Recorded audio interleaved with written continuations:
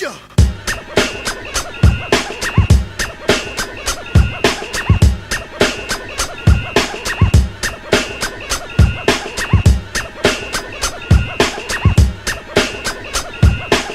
Then I hopped and I collect my props. Style laid back. Style laid back.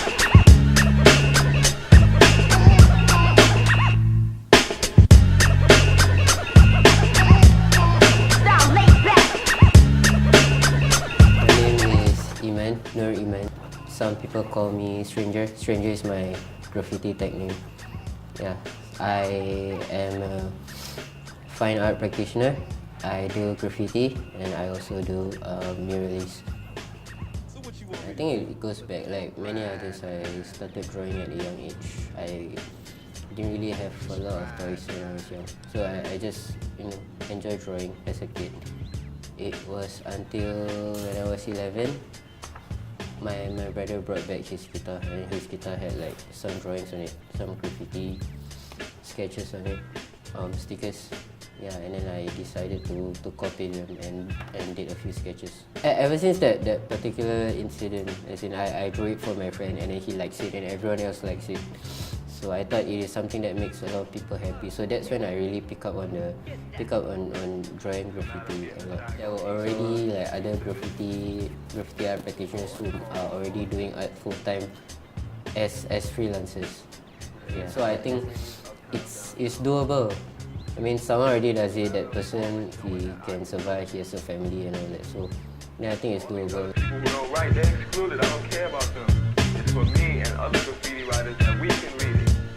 Check it out. I think parents would accept it like one way or another. They have to. I mean, because it does bring in money. It does put food on the table. Yeah, but to question whether it's a high paying job or whether it's like an acceptable job, I think as individual artists or as individual freelancers, it's a question on how you manage yourself. They just like constantly warning me like how difficult it is, and someone like Singapore is a small country, and like if I'm putting myself in that competition, then I'm putting myself in a difficult position. The time has changed where people make money by working 9 to 5. Yes, correct. And like now people are making money by introducing new things. Because I really have to work hard. I mean, like every month I have to work the month before to source out for projects. Like usually people will approach me. Like they have something that they want me to paint. That's the easier part, right? Yeah, that is the easiest part. When that doesn't happen, then it has to work the other way around. Usually recce some areas, and then I have to like in a way advertise myself. I say like, I am a muralist. I can do this. Like with your space, I can do this type of work. I can do this kind of work for the price of So yeah, it has always been the two ways. The way I look at it, working as a freelancer has more advantages. The only disadvantages is that you are one man show.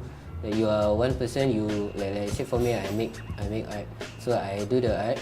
That is my job, and I have to do all the other jobs also, like the admin, all the paperwork, Pricing, stuff like that.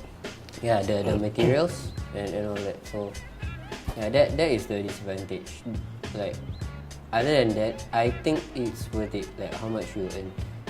Although the scene is quite small, but I think the scene is now more welcoming.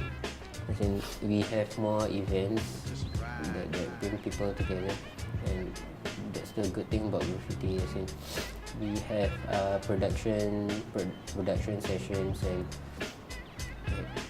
you don't have to be friends to join. As long as you can paint, like we have a space that you can just paint.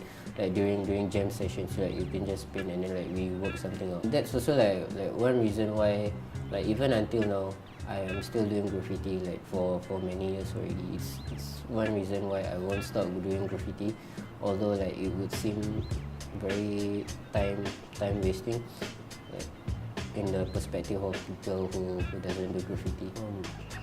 There are difficulties in this field because first of all, the country is very small, right?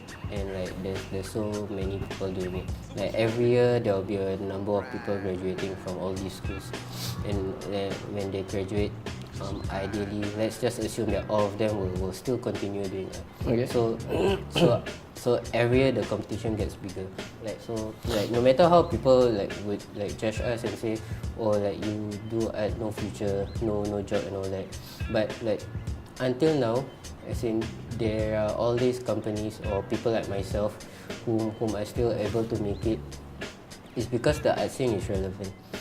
As in, no matter what you do, like even designers and all that, like every little thing, like you will still need designers, you still need like artists, you still need concept artists. It's called going all city. People see your tags in Queens. I would say it is a job for people who are ready for the hustle, ready to work hard. So this is something that you need to be mentally prepared. So if you cannot do that, then I would say it's not a job for you. I think the art scene, it is impossible for it to be developed. As in art in its nature itself, I think it can never end. Yeah, like for an artwork itself. As in like for an artwork itself, I think like there's always something you can add on to it. It works the same for the art scene because like people are always bringing something new. So I think art is something that cannot be developed. So art is either developing or it goes on a hiatus. But I think like in Singapore, it is always developing, which is good. As in like, and it's because of people like us also. I have this art collective. It's called The Perfect Circle, and it's been set just for that purpose. We like do events like jams where we invite people to just come and paint and like meet other artists, and we also like try to do competitions and all that. Just simple ones, which would like eventually develop. As in, when you do events like this, no matter how small it is, like either it's a big event or you do it with your friends. As in, it's never a waste of time because it's always people bring something new and then you learn from it. And although it's small, right, it does contribute a lot to the art scene. Let the funk ride.